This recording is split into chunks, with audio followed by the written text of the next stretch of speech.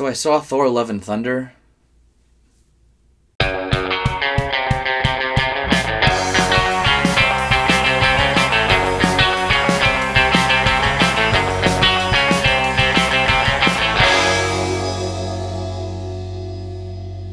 Hello everyone and welcome to this episode of Real Talk with Ray. I'm Jesse. Like I said in the intro, we're talking about Thor Love and Thunder. It's a non-spoiler review. Let's just jump right into it. So this is the second outing for Taika Waititi directing a Marvel project. His last one being Thor Ragnarok, which was amazing.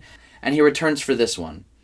The story is pretty simple. Gore, the God Butcherer, played by Christian Bale, is setting out to kill all the gods and find eternity. Jane comes back and she has cancer, which is stage 4. They don't say what type, but they just say she has cancer. And one of the main elements to the story as well is that she gets Mjolnir, which is Thor's hammer that he lost in Ragnarok, and she becomes the mighty Thor. The other main part of the story is Thor finding out that Jane is now a Thor, and he has to save the kids of the new Asgard from Gore because Gore takes the children.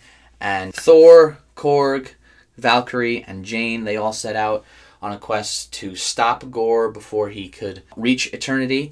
And it's just like very mid. This is such a mid Marvel movie. I can't even describe it because I've only seen it once so far, and right now it is probably third on my Thor list. My first being Ragnarok, my second being the first Thor, and then honestly it's Love and Thunder and then The Dark World, which is not saying much. I would say if you're going into this movie thinking it's a comedy, you'll enjoy it more just strictly as a comedy because there is a lot of comedic elements to it, one being this goat boat that they use to travel around in. Quite funny. They go into that joke a little too much. My buddy Ryan really enjoyed it every single time that they came on screen, so maybe you will too. I just didn't find it amusing after like the third time. Another great joke is two returning characters from Ragnarok. I won't say what it is. It's basically right in the middle of the movie.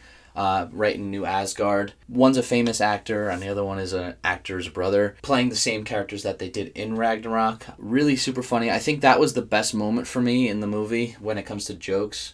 Worked super well. So going back to Gore himself, played by Christian Bale, he kind of feels like he's being wasted in this movie. I think they could have brought Christian Bale into the Marvel Cinematic Universe for a better role. Honestly, Gore was kind of a waste for such a talent. Maybe they'll bring him back for another one. Who knows? Thor in the movie's really good. There's like a new power towards the end of the movie that Thor has, which I didn't know he could do. I don't know if that's from the comics or not. I'm kind of hesitant about it though, because like if he has this power, why wouldn't he have used it for the other Avengers movies? You'll know what I mean when you see it. Kind of weird that he didn't have those powers before, but he does now.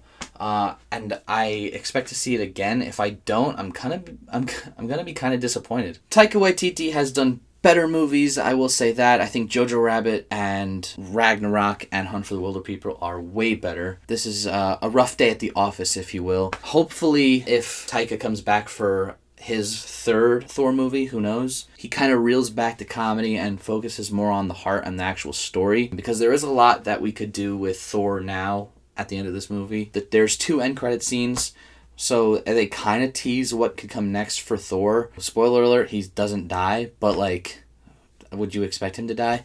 Anyway, super disappointed with this movie, I must say. This is my first Marvel movie where I left the theater feeling so robbed of something. I even liked Eternals, to be totally honest. I know a lot of people didn't like it. I thought it was super different and it felt new. So in ranking my Phase 4 movies for the MCU, I'm going to have to put Love and Thunder right above Black Widow and right below the Eternals. But Shang-Chi and Spider-Man are my number 1 being Spider-Man and my number 2 being Shang-Chi. Thor Love and Thunder, I'm going to have to give this like a 4.5 out of 10. It's okay. You'll get some laughs. Don't go in expecting a lot of story.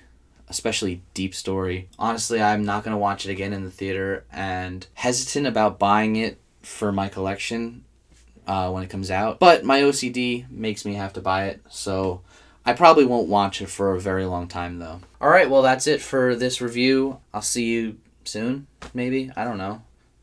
I make these when I want. Bye.